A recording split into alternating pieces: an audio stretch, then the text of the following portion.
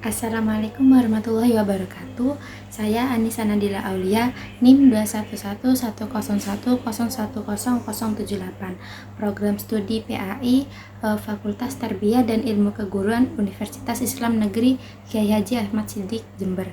Nah, di sini saya akan menjelaskan mengenai kesimpulan dan saran serta pengertian dari abstrak.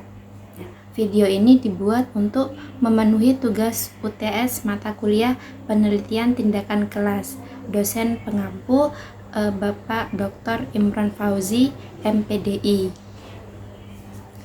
Saya dari kelompok 11 kelas PAI A6. Kelompok kami beranggotakan 2 orang, yakni Anissa Nadila Aulia, yaitu saya sendiri, dan rekan saya Jihan Iqmal Safitri. Pada video kali ini saya mengambil 3 pokok pembahasan, yakni yang pertama yaitu merupakan pengertian dari kesimpulan dan saran yang berisi mengenai makna dari kesimpulan tersebut serta saran. Kemudian yang kedua yaitu abstrak yang mengenai pengertian serta komponen dari abstrak. Dan berikutnya yang terakhir, yang ketiga, yaitu cara membuat abstrak.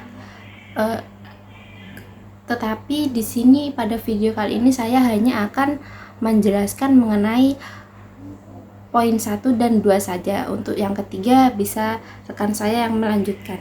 Kemudian kita langsung saja masuk pembahasan yang pertama, yakni kesimpulan. Nah, kesimpulan merupakan sebuah ringkasan dari hasil penelitian yang dirumuskan. Nah, penelitian yang dirumuskan ini berdasarkan pada rumusan masalah. Nah, dalam kesimpulan ini sudah tidak berupa hasil-hasil hitungan statistik, tidak berupa tabel-tabel begitu. Nah, pada kesimpulan ini harus selalu mengacu pada hasil temuan yang benar-benar telah dibuktikan, tidak memuat opini atau pendapat tanpa dasar atau di luar konteks. Kemudian terdapat 2 gaya dalam penulisan kesimpulan. Yang pertama yaitu gaya problem numbering. Nah, penulisannya ini berdasarkan dengan urutan nomor masalah penelitian. Gaya ini bertujuan untuk memudahkan pembaca dalam mengetahui bagaimana jawaban-jawaban dari masalah yang telah dirumuskan tersebut. Kemudian yang kedua yaitu gaya description problem.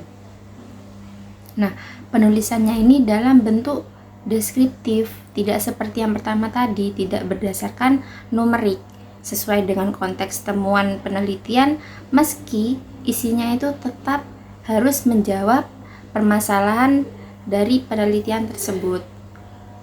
Kemudian di sini saya memberi contoh mengenai gaya penulisan dari sebuah kesimpulan yang ada 2 tadi. Nah, di sini semisal saya mengambil 3 rumusan masalah ya, sehingga kesimpulannya itu juga ada 3 gitu. Nah, saya mencantumkan materi mengenai bahan ajar Al-Quran hadis. Untuk yang nomor 1 itu, yang di sebelah kiri, itu merupakan gaya problem numbering. Karena apa? Karena di situ sudah jelas menggunakan penomoran begitu, menggunakan angka 1, 2, 3 dalam urutannya. Nah, sebuah kesimpulan itu tentunya dapat menjawab dari rumusan masalah. Nah, untuk rumusan masalahnya di sini ada 3, yakni yang pertama semisal 1, bagaimana pengertian dari materi pembelajaran bahan ajar Al-Quran hadis gitu. Nah, sehingga terdapat jawaban di sebuah kesimpulan, yakni pembelajaran Al-Quran hadis adalah bagian dari pelajaran pendidikan agama Islam. Begitu. Dan begitu pula seterusnya pada nomor berikutnya. Kemudian untuk contoh yang kedua yaitu gaya description problem. Nah, penulisannya itu sesuai konteks temuan penelitian dan penulisannya itu tidak berbentuk deskriptif, tidak berupa numerik seperti yang contoh nomor 1. Nah, pada kata pembelajaran Al-Quran Hadis adalah bagian dari pelajaran pendidikan agama Islam. Nah, pada kata pembelajaran itu kan agak menjorok ke dalam. Kemudian untuk paragraf berikutnya atau kesimpulan yang paragraf kedua itu, materi pembelajaran dibuat untuk membantu peserta didik dalam mencapai standar kompetensi dan kompetensi dasar. Itu juga kan pada kata materi pembelajaran itu agak menjorok ke dalam. Nah, begitu contoh dari gaya description problem. Kemudian untuk pembahasan berikutnya yakni langkah-langkah dalam menyusun sebuah kesimpulan. Yang pertama yaitu melihat kembali. Maksudnya bagaimana? Maksudnya yakni mampu memahami apa yang dicari dalam penelitian dengan melihat kembali tujuan penelitian atau pertanyaan penelitian satu persatu. Kemudian yang kedua yaitu periksa kembali. Maksudnya dengan memeriksa kembali kesesuaian antara pertanyaan penelitian, uraian, dan kesimpulan sehingga kesimpulan dapat dirumuskan dengan benar. Kemudian yang ketiga yaitu susun kesimpulan. Nah, menyusun kesimpulan sesuai dengan urutan pertanyaan penelitian atau tujuan penelitian tersebut. Kemudian yang keempat yaitu pasangkan setiap pertanyaan. Nah, di sini harus menyesuaikan pertanyaan penelitian atau tujuan dari penelitian dengan deskripsi temuan atau hasil pembahasan tersebut. Kemudian yang terakhir yaitu cermati uraian. Nah, di sini cermati uraian pada deskripsi temuan tadi per pertanyaan penelitian atau tujuan penelitian. Kemudian buat ikhtisar dari uraian tersebut dengan cara mengidentifikasi butir-butir penting dan mensintesiskannya. Kemudian selanjutnya yaitu saran. Nah, saran ini apa sih? Saran merupakan pendapat atau usulan, anjuran, harapan yang dikemukakan untuk dipertimbangkan. Nah, saran ini merupakan sebuah anjuran dan bukan tugas atau perintah yang harus dilaksanakan, tetapi anjuran yang perlu dipertimbangkan. Oleh karena itu, saran itu harus dibuat dengan landasan yang kokoh, penuh pertimbangan, dan mungkin dilaksanakan sehingga saran itu harus ditulis secara jelas. Nah, saran itu juga harus ditulis secara jelas dan operasional agar benar-benar dapat dilaksanakan. Peneliti menyampaikan saran itu berupa tindak lanjut berdasarkan simpulan yang diperoleh. Kemudian untuk di sebelah kiri itu terdapat langkah-langkah untuk membuat saran. Nah, yang pertama yaitu sesuai. Saran itu harus sesuai dengan kesimpulan dan hakikat penelitian yang dilakukan. Saran itu harus lahir dari kesimpulan tentang hasil penelitian. Kemudian yang kedua yaitu sasaran yang jelas. Saran itu harus mempunyai sasaran yang jelas. Maksudnya bagaimana? Maksudnya pembaca harus tahu kepada siapa saran ini ditujukan gitu. Kemudian yang ketiga yaitu konkret. Saran ini untuk menindaklanjuti hasil penelitian tindakan kelas sebaiknya bersifat konkret dan operasional sehingga mudah dilaksanakan atau diterapkan.